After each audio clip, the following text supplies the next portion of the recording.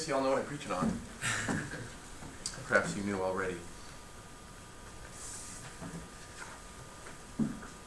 This is the fourth, and so far as I know at the moment, the last time I will be speaking on the subject of submission for a while, but I started a few months ago with a sermon about Abigail, and continued on from there. And I've tried in the course of doing this to not be too specific to any one situation. I've not made anything about husband and wives specifically, or children and parents specifically. I've tried to discuss the principles that would apply in each situation, but I haven't elaborated too much beyond that.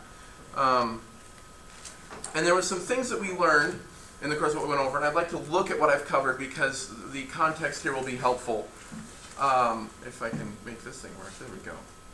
That can do it for me, good. What we looked at, that submission was unavoidable. The question is, what are you going to submit to? We're in the world, we're physical human beings, we're going to submit. That submission without works is dead, right? You can say you're submissive, but if you actually don't see any evidence of that, if it's not obvious, then there's something probably going wrong. Submission is because authority is granted, not because it's earned. And this was a pretty important one, and we're going to be bumping into this again today. This idea that just because somebody's not behaving in such a way that they deserve for us to submit to them doesn't mean that we're not required to if the situation so demands. Submission can involve ceremonial display of honor. We talked about that as well, and we'll see that again today. The submissive will be strangers in the land. Now we're talking about what I spoke last time I was up here. Remember, I made this comparison with Maria trying to climb onto an escalator. This idea that's so weird. When we see sin, we should be afraid of that, and we should recognize the fact that we will be different in this world when we submit. That submission is courageous as well, that it takes courage, despite the fact the world kind of like poo-poos submission as something that makes you weak. Quite the contrary. Submission requires knowledge of the truth is something that I mentioned as well. And then lastly, there is no real submissive action in the absence of a submissive heart. So we can provide lip service all day long, but at the end of the day, if we haven't actually had the right attitude about it, there's really no submission there whatsoever. We're going to begin in Exodus actually this morning. What I'd like to do today is talk about a bunch of different examples of submission as we see it in the Bible. In the course of looking over this and in studies that we've been having here and studies I've been having at home and personal study, as I've been working on the submission thing, of course, I see it popping up in places that is always obvious, but suddenly it's like, wait, this really fits something that I've been thinking about already. And so as this has been going on and as I've been working on these various sermons, something that I kept on running into is a great opportunity for an invitation. But there were so many of them, I would just let it go and use something else altogether. So what I've done here is grab 7 or 8 of the different instances where I saw a really good lesson about submission, where I could pull one thing out, make the point, and that kind of leads into an end. So we basically have 9 loose ends here that I'm tying up here is kind of what's going on. I've grabbed all these things that I've been collecting and used them here. So we'll make a point, we'll move on. It's not going to go very deep. I'm going to do a lot of reading because hopefully what's here is obvious. We've seen it before. What's the point, though? What impact did submission have on the lives of those who choose to submit? That's one of the things I'm trying to glean from this. Also, what does God promise to us that requires submission to receive? Okay, 2 sides of the same coin, as it were. What's accomplished by submission? Yes, we have the goal in mind, but meanwhile, what other good things start happening when we see that submission is occurring? And we'll notice as we look at these individuals who submit, one way or the other, that some needed to repent. And that, so as we look at these illustrations, don't think that these people are perfect illustrations of how we are to behave. The point is, in this situation, what changed? Some needed to strengthen. Maybe they weren't in sin, but there was an opportunity here for them to recognize, boy, I need to try a little harder. But all needed to submit. Submission needed to happen no matter what. So we're beginning in Exodus because I'd like to start with a really obvious one. Let's begin in Exodus 3. And look at Moses learning to mold to God's will here, learning to submit. We're going to begin in 3:9.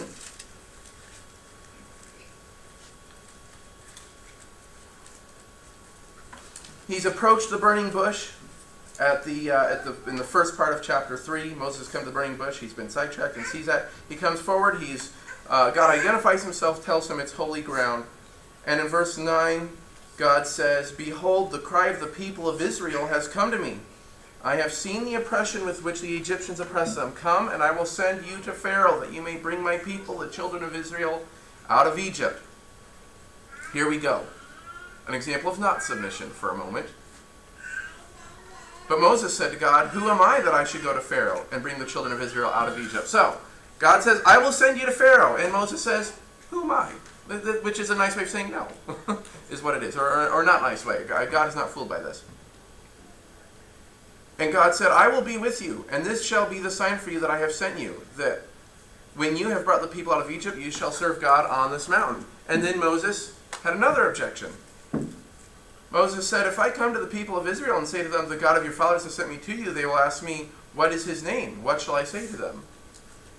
And God said to Moses, I am who I am. And he said, say to this people of Israel, I am has sent me to you. God also said to Moses, say this to the people of Israel, the Lord, the God of your fathers, God of Abraham, the God of Isaac, the God of Jacob, has sent me to you. This is my name forever, and thus I am to be remembered throughout the generations. And I'm going to skip up a little bit further, because then Moses says in chapter 4, verse 1, but behold, they will not believe me or listen to my voice, for they will say, the Lord did not appear to you. We have another objection here. And the Lord said, what is that in your hand? And he said, a staff. And the Lord said, throw it on the ground. So Moses threw it on the ground, and it became a serpent, and Moses ran from it. But the Lord said to Moses, put out your hand and catch it by the tail. So he put out his hand and caught it, and it became a staff in his hand. Quote, that they may believe that the Lord, the God of their fathers, the God of Abraham, God of Isaac, God of Jacob, has appeared to you. And again the Lord said to him, put your hand inside your cloak. And he put his hand in, and when he took it out, it was leprous like snow. And God said, put your hand back in your cloak. So Moses put his hand inside his cloak, and when he took it out, it was restored like the rest of his flesh. If they will not believe you, God said, or listen to the first sign, they may believe the latter. If they will not believe these two signs or listen to your voice, you shall take some water from the Nile, pour it on the ground, and the water you take from the Nile will become as blood. But then Moses had another objection. O Lord, I am not eloquent, either in the past or since you have spoken to your servant, but I am slow of speech and of tongue. And at this point, if I'm God, I'm thinking, yeah, you better believe it, you are, right? I mean, I've just performed two signs for you so the others would believe. Can't you believe them at this point, that I have the power to work through you? Moses is really struggling to submit here. Finally, he wraps up in verse 13. When nothing else can be said, he gets to the heart of the matter. Moses said, O Lord, please send someone else. God has come along and said, look, I've got a job for you to do. And Moses tries to come up with reasons to say no, but he doesn't have them. All he can do is essentially say, I don't want to submit, right? Consider the fact that without submission, we neglect the work. I think that's what we can learn from this. Moses did not want to submit, and all this time, God knows what's going to happen in Moses' future. So with that context in mind, picture that. Moses, you're going to separate the sea.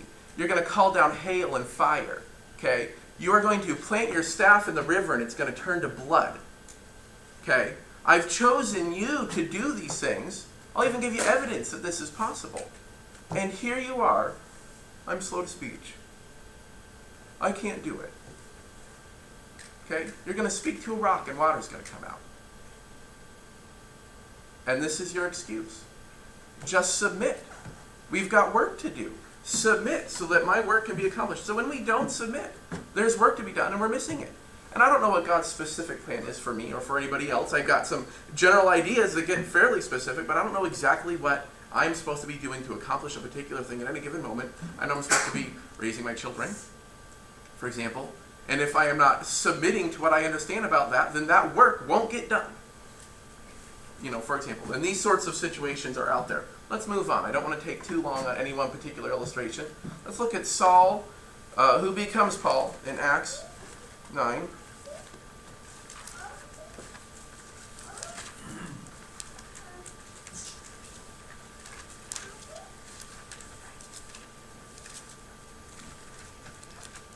I'm taking the long way to get there, I guess.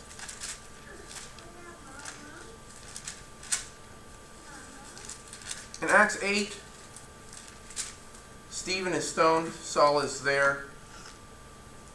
And in verse 9 it says, Saul, still breathing threats and murder against the disciples of the Lord, went to the high priest and asked for letters to the synagogues at Damascus, so that if he found any belonging to the way, that is disciples, men or women, he might bring them bound to Jerusalem.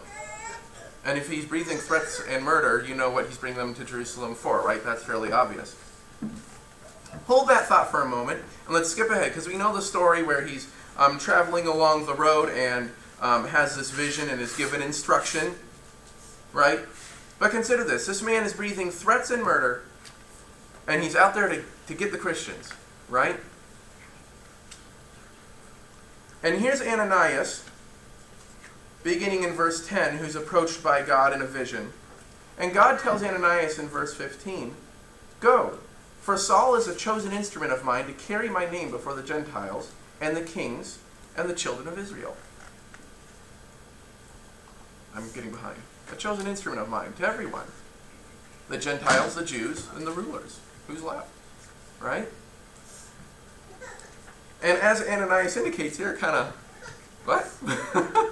How can this be? How can it be that this person who clearly is not submitting to you is supposed to be this great tool that you have chosen? But what happens? We know after his conversion, if you move down to verse 20 of chapter 9, "For some days Saul was with the disciples in Damascus, and he immediately began proclaiming Jesus in the synagogue, saying, 'He is the Son of God.'" Okay, so he's doing the wrong thing. God says he's planning on using Saul, and the result is that now he's doing the right thing and vigorously spreading the truth. Okay, so what happens in between? Paul recounts this in Acts 26. Let's go there for a minute and look very briefly at some additional information that we have here. 26:14, as he's specifically recounting this vision.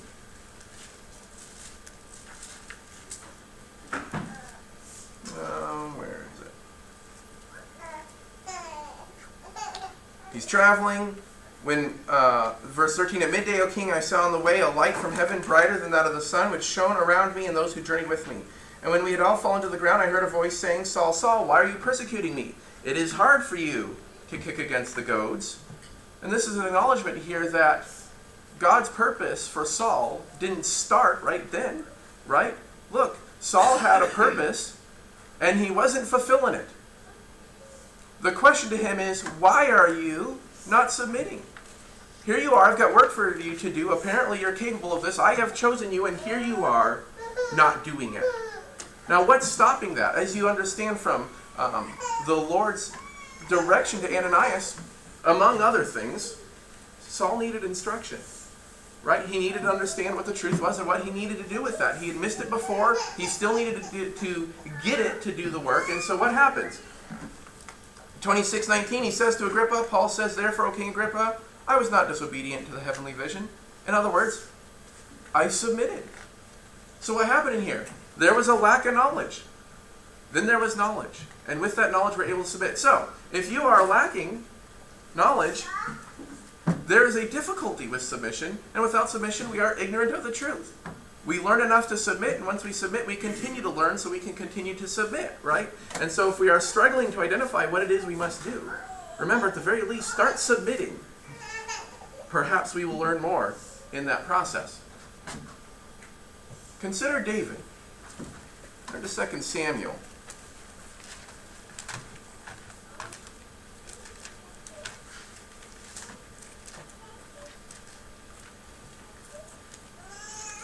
Second Samuel 12. Of course, we know this is an unfortunate chapter in David's life. Bathsheba happens. He happens to Bathsheba. David lies, Uriah is killed. Nathan, the prophet, comes and speaks to David and provides this beautiful illustration of what it is that David has done. He uses an illustration, and in verse 5 of chapter 12, David's anger was greatly kindled against the man who Nathan identifies as you, David. This is yourself we're talking about here. And in verse 13, after all this chaos and all this evil that David did, we have our ups and downs, don't we? In verse 13, David said to Nathan, "I have sinned against the Lord." And what's the implication here? I have not been submitting, and I need to start submitting again. That's what he's observing here. What had he done? He'd committed lust. He'd committed adultery. He'd committed lying. He murdered someone over this. These things had happened. Now, this is a man after God's own heart. So without submission, remember my first one, we don't just neglect the work, we make a mess. Both of those things happen, certainly.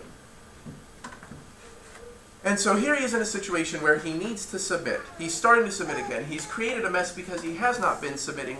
And what does he have to say about it? Of course, that's Psalm 51.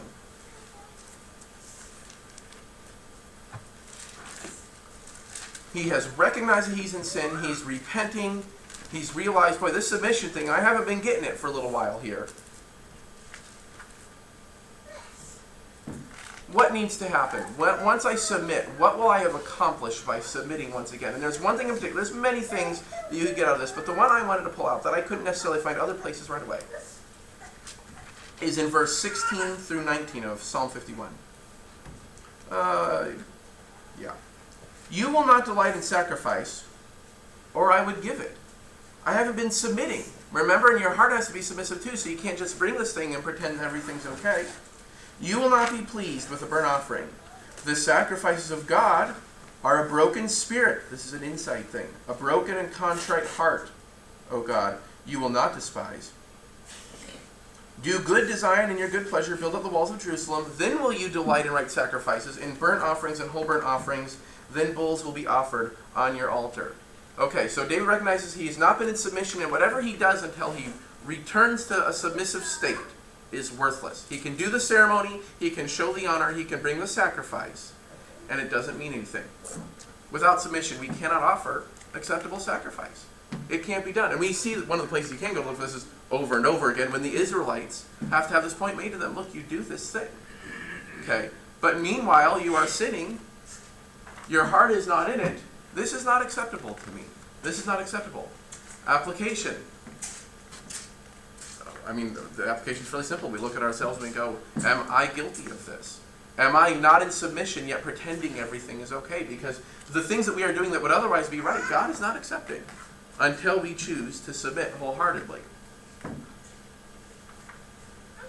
Fast forwarding a lot, we've been in Acts a lot recently between here and at home. And in Acts 4, in fact, I think Lee, well, I know Lee talked about this recently. I think it was Lee talked about this. Peter and John are first persecuted after Pentecost. This is right before Ananias and Sapphira. All the people are still here and they're sharing and having things in common. And in Acts 4, once this persecution begins and they are threatened to not speak the word again, the Christians come together and say a prayer. In fact, let me pull this up here. What's it going to say? Verse 27,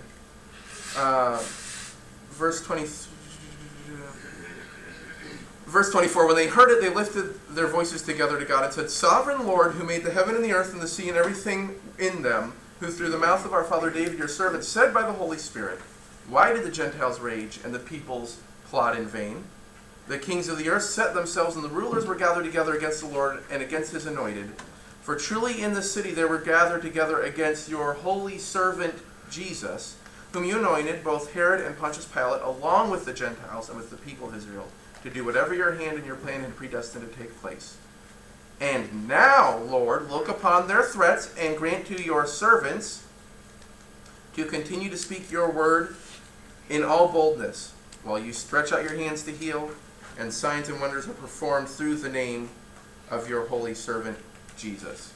So, we are now recognizing that we're going to be facing persecution, and they say, look, whatever your hand had predestined to take place, when you set your mind to accomplish something with Jesus who submitted to you, it happened the way you chose.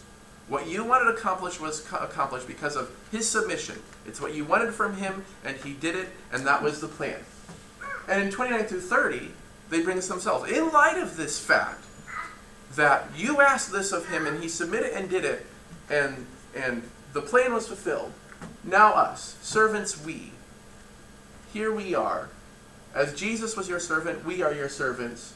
Whatever your hand will cause to take place, to this we will submit. This takes courage, because what they're looking towards is a time of severe persecution. So, without submission, we cannot develop courage. And I don't think I actually ended up bringing it up here. I meant to make a note about it for myself. The other day I had said, look, the worst place to be in is when you are kind of halfway submissive, because then you don't really have the confidence that God is capable to do all the things he promises, and you're suffering all the stuff you got to do anyway, to some extent.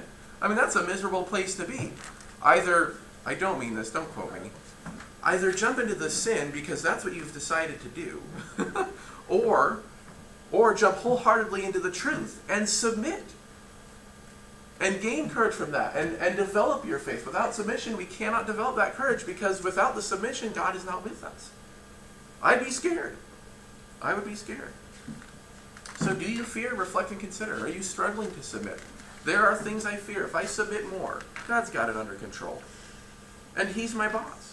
He'll take care of it.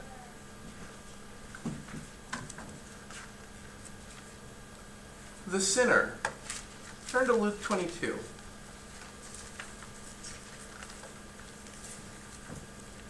As we're leading up to the time where Jesus is going to be crucified,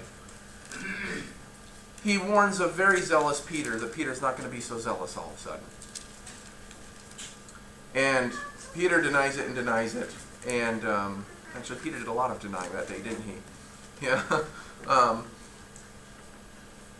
And Jesus says, look, you're going to deny me 3 times before the rooster crows.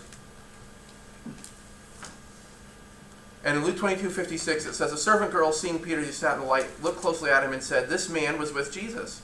But Peter denied it, saying, woman, I do not know him. And a little later, someone else saw him and said, you are also one of them. But Peter said, man, I am not. And after an interval of about an hour, still another insisted, saying, certainly this man was with him, for he too is a Galilean. But Peter said, man, I do not know what you are talking about. And immediately while he was speaking, the rooster crowed. And the Lord turned and looked at Peter. I can't read this. And Peter remembered the saying of the Lord, and he said to him, before the rooster crows today, you will deny me 3 times. And he went out, and he wept bitterly. So this is where I was going to make this point. Look at the result of him submitting, but then not submitting. Right? He wept bitterly because of the anguish that was in him for what he had done. And unfortunately, there's a sense in which this ends up happening again. If you turn over to Galatians, or not, it's a short one. Galatians 11 through 12. Paul recounts the fact that when Peter came to Antioch, he had to oppose him to his face because he stood condemned. And what he had done, for before certain men came from James, he was eating with the Gentiles, Peter was.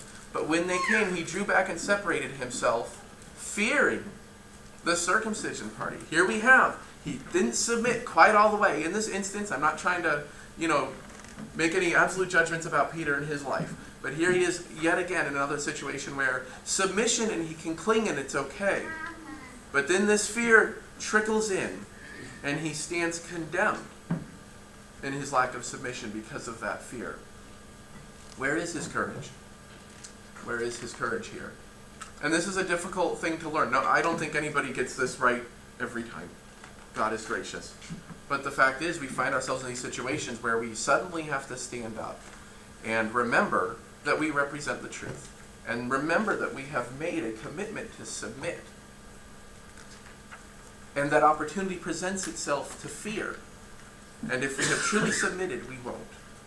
And that is not easy, and I can't say I know how to do that, but I believe that it can be done based upon the examples we have. Unfortunately, not Peter's example right here.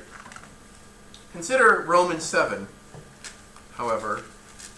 Paul is speaking about this internal struggle that the sinner has.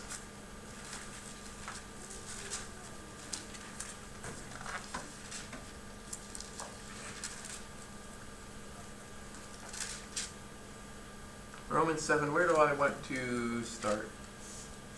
Let's begin about in verse 19. Paul says, for I do not do the good that I want, but the evil I do not want is what I keep doing. Now if I do what I do not want, it is no longer I who do it, but the sin that dwells in me. So I find it to be a law that when I want to do right, evil lies close at hand. For I delight in the law in my inner being, but I see in my members another law waging war against the law of my mind and making me captive to the law of sin that dwells in my members. I don't know if I get all that, but there's conflict inside of the person who is struggling with 2 desires. The desire to submit to right and the desire to submit to evil. And what is that result? Wretched man that I am, who will deliver me from this body of death? I think the war against the flesh will always rage, but we conquer through submission. We have to recognize that, yes, we have this conflict around and within us. And the solution is to submit. Without complete submission, we remain at conflict within ourselves. Okay? We find ourselves wretched. we find ourselves in bitter anguish because we put ourselves in these places. The moment comes for us to prove that we have wholeheartedly submitted, and then wham, here we are at conflict. It's still there. We're still fighting it.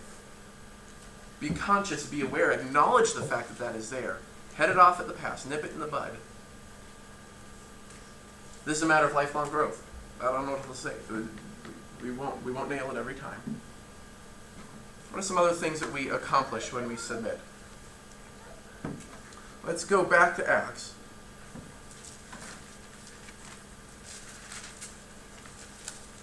I mentioned Stephen a moment ago,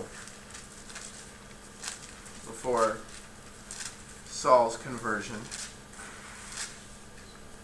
Stephen provides us with a beautiful illustration of the ability to forgive. Christ was a man, and he was more than a man, but he suffered as a man, and I'm not trying to negate that. Stephen was only a man. And so there's something that I appreciate from this in particular. He preaches to them. He tells them some hard things that they had to hear. They weren't receptive to that. And in Acts 7, I don't think I've got this right. I think I'm thinking 8 probably. No. Well, I'll back up too. I have no idea why I'm in 8:10. Let me see if it No, it doesn't say so. I can't think of why I wanted to be in 8. Let's skip on to 54. Acts 7:54. He has just identified them as the ones who betrayed and murdered Christ. And when they heard these things, verse 54, they were enraged and they ground their teeth at him. But he, full of the Holy Spirit, I think we're identifying somebody here who has submitted entirely, gazed into heaven and saw the glory of God and Jesus standing at the right hand of God. And he said, Behold, I see the heavens opened and the Son of Man standing at the right hand of God. But they cried out with loud voices and stopped their ears and rushed together at him, and they cast him out of the city and stoned him. And the witnesses laid down their garments at the feet of a young man named Saul. And as they were stoning Stephen, he called out, Lord Jesus, receive my spirit. No fear here. No fear that hindered his ability to submit. He knew that he was doing the right thing. He was convicted and he had that courage. And falling to his knees, he cried out with a loud voice, Lord, do not hold this sin against them. And when he had said this, he fell asleep. Now what has he done here? I have no idea what I've got going on here. These actions and words are not of someone who is in conflict or doubt about their need to submit. If we turn to Ephesians 4, we'll see the example that he provided stated outright. Ephesians 4:32, be kind to one another, tenderhearted, forgiving one another as God in Christ forgave you. Okay, so we understand here that we're talking about those within the church, but also those outside. And what does it say here? As Christ forgave. Stephen is here. He has the faith, he has the knowledge, he has submitted entirely, and he can say, forgive these people. He can mean that sincerely. But without submission, we cannot emulate Christ's forgiveness. If we're not emulating him, how can we achieve that at all? Here's an interesting one for me. Naaman's servants. We've got to go all the way back to 2 Kings for this.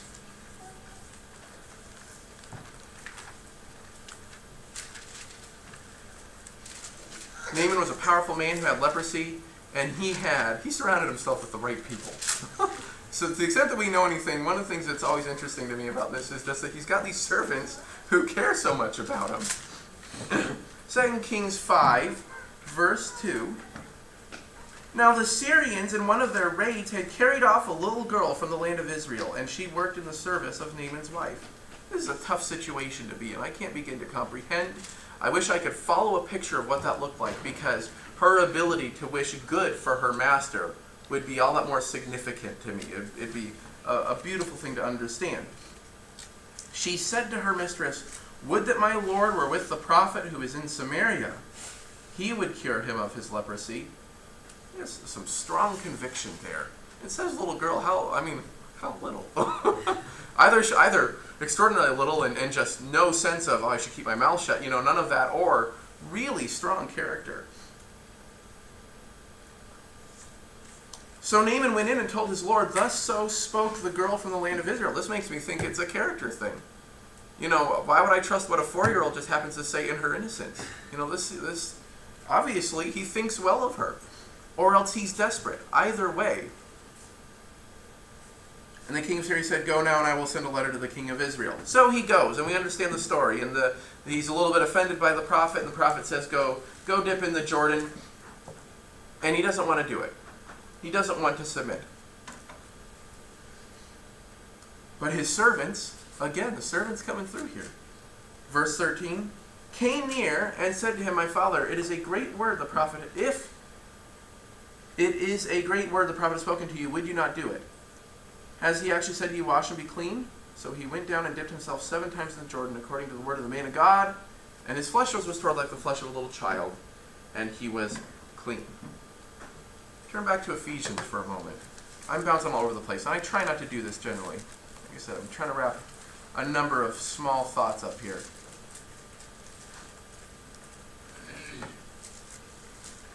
Ephesians 6, beginning in verse 5. "Bondservants, obey your earthly masters with fear and trembling, and with a sincere heart, as you would Christ. Not by the way of eye service as people pleasers, but as bondservants of Christ, doing the will of God from the heart, rendering service with a good will, as to the Lord and not to man, knowing that whatever good anyone does, he will receive back from the Lord, whether he is a bondservant or he is free." And Colossians 3, beginning in 23 says, "Whatever you do, work heartily, as for the Lord and not for man, knowing that from the Lord you will receive the inheritance as your reward. You are serving the Lord Christ." Compare this for a moment with the prophet's servant. Where is that? 525, Gehazi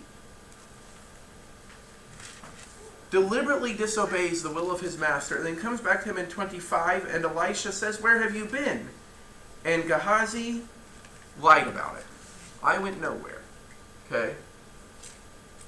In other words, he's trying to make it look like he's being obedient, but he's not. He knows he's disobedient, so he's trying to cover it up. This is a lack of submission here. To Elisha would it appear like he'd been obedient. If he went by Gehazi's word alone and had no other information, I've got a submissive servant here. But he doesn't, does he?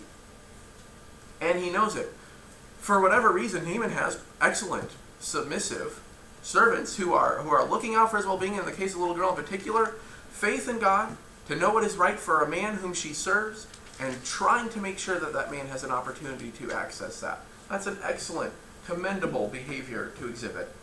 So without submission, we cannot serve man with godliness either. We cannot serve man with godliness if we're not submissive. Am I this concerned about my employer? Have I invited him here? I mean, maybe this is not the most effective way to begin teaching him, but here she is, my master's unclean, right? And I know a solution for him to be clean. And she shared that. And she wouldn't necessarily know the difference, but Naaman's heart was right enough, or his other servants' hearts were right enough, like they were in cahoots or something, to save this poor fella from himself. That should be my approach to those that I need to serve as well. Would I be, I just worked for the guy for money. What if I was a slave? Could I have an attitude of submission towards him? If I'm submissive to God, I will. If I am wholeheartedly submissive to God, I will. What about Naaman himself? Still in 1 Kings 5, in verse 14, he is finally submissive. So he went down, you could insert, as the prophet had told him to do, and dipped himself 7 times in the Jordan, and the result of this, according to the word of man of God, his flesh was restored like the flesh of a little child. He was clean. What is the result of this? Verse 15, he returned to the man of God, he and all his company, and he came and stood before him and said, "Behold, I now know there is no God in all the earth, but in Israel. So accept now a present from your servant."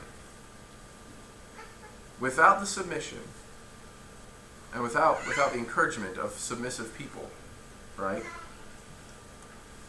he would have remained a leper. Now, I can't pick this apart too much because I can't. But he went. And that was great. But did he submit wholeheartedly? Not at first. Right? I mean, he made some effort, but not all the effort. And he came so close to missing it.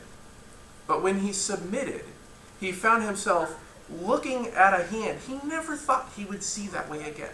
It's not possible for this to occur. And here he is seeing that he comes up, he goes down a leper, and he comes up again pure and clean and without the leprosy on him. This is an incomprehensible. I didn't really believe it could happen. But here I am looking at it. I have to believe my eyes. He's not the only one. In Joshua 6, as they're entering the land, they come to Jericho, and what's the instruction for them? March around it for 6 days, one time, and blow the trumpets and this kind of thing. And on the 7th day, you march around it 7 times. And you're going to knock it down. Now, can you imagine spending nearly a week with the ridicule of this great city heaped on your head as you do this thing that makes no sense whatsoever in terms of military strategy or anything? Like, what are you guys doing? But they submitted. And even though that God could have chosen however he wanted to accomplish this task, but unless they actually submitted and did the thing, it is not going to take care of it for them. So 6:20 on the 7th day, Joshua 6:20, the people shouted, the trumpets were blown. As soon as the people heard the sound of the trumpet, the people shouted a great shout. And I can't comprehend this. The wall fell down flat. So the people went up into the city, every man straight before him, and they captured the city. Explain to me how that worked. This is an incomprehensible event.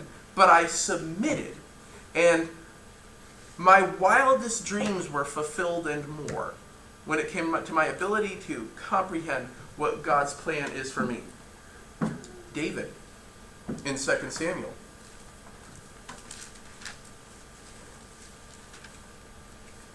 Second Samuel 7. David's mature and he's got it all figured out, so he's decided he's going to build a temple, right? And Nathan even says, go ahead, build a temple, and then they come back and say, never mind, God doesn't want that from you. And if you look in verse 8,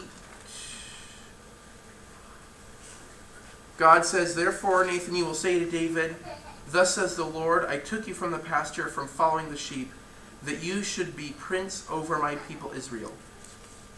And I have been with you wherever you went, and have cut off all your enemies before you.